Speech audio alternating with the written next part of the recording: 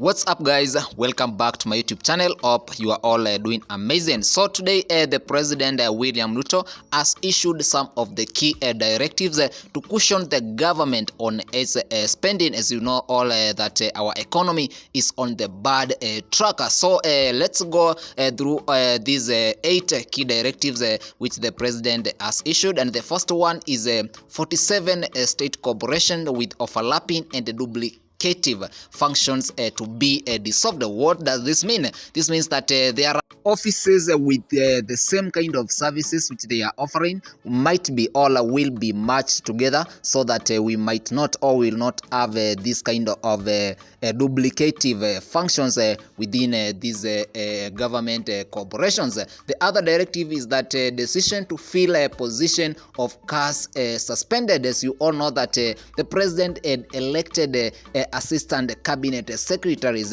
and he has assured Kenyans that he has completely suspended these nominations, and the cabinet assistant secretaries who had been appointed will have to wait. Number 3, you can see there a number of advisors in the government reduced by 50% within the public services. You all know the government has advisors which who advises the government on what to do in different sectors. And as you can see that the president has said that they will reduce these numbers of advisors to 50%.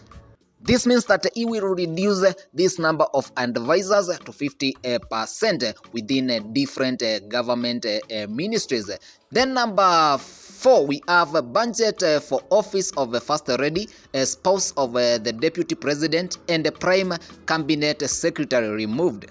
So this directive means that these are the 3 offices: office of the first lady, office of the spouse to the DP, and the office of the prime cabinet Musalia Mudavadi will not receive any government funding from now onwards, which means the government will use this money to do other governmental projects. Then number 5, we have confidential budgets in executive offices removed. As you can see that we have a confidential budget. Imagine confidential budget. So the president has said that he will do away with this budget and this money will be allocated to other government use.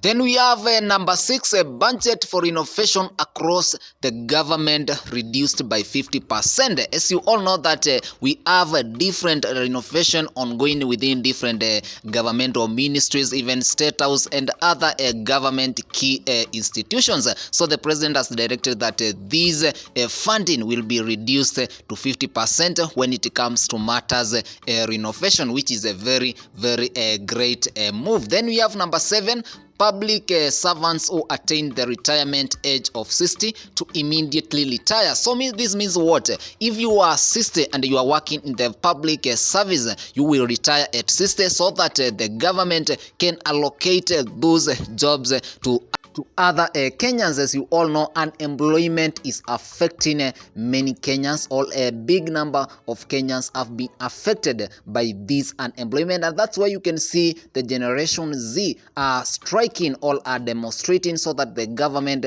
can provide jobs. Why you find out that most of these people working in the public service, they might be in office for so long, and that's why the president has directed that if an officer or if a government employee attains 60 years, he or she must retire so that the government can allocate those jobs to other Kenyans who are now currently, all the big number of them are unemployed, all others are working in some of unconducive jobs. And you can go and see number 8, we have purchase of new vehicles by government suspended for 12 months except for security agencies. As you can see there is that directive that all the purchases of government vehicles within different government offices will be suspended for 12 months. That means 1 year. So through this measure, the government will have to save a lot of money so that they can use this money to fund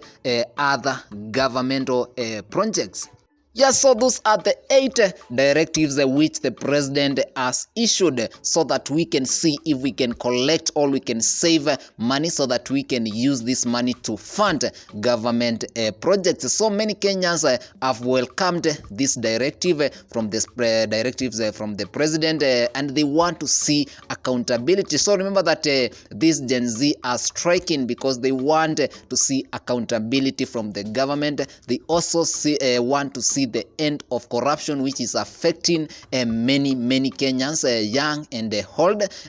And they also want the government to create jobs for them. Remember that the president promised a creation of jobs for these youth, and the president has said that he has implemented the housing program whereby through construction many youths are working there. We have architects, we have plumbers, we have masonries, we do have other people working within the housing program. So the president has said that he has invested a lot in this housing program so that many youths can work within this housing sector. Remember that the president has also said that he has created digital jobs by opening ICT hubs within different constituencies, and he has said that he will continue to do this in the future so that many Kenyans can learn about digital skills so that they can implement them and use this technology to do technological jobs, all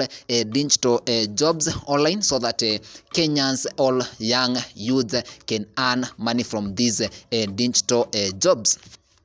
Remember, he also talked about exporting labor, whereby Kenyans can work within other countries, including Saudi Arabia, Germany, and other countries. So the president has said that he is putting more effort in creating jobs for Kenyans within other countries or all abroad, so that Kenyans can have jobs. Remember, also he talked about the Hustler Fund, whereby Kenyans can get money from the Hustler Fund so that they can invest in jobs all in other activities that can generate money for them. And through this initiative, the president has said that he is focusing on creating more jobs or more employment for the youths who are facing hardship during this time. Remember that most of the demonstrators are asking for jobs. They are asking for accountability. They are asking for end of corruption, because when we end corruption, we can get government money getting used in the best way possible, because a lot of leakages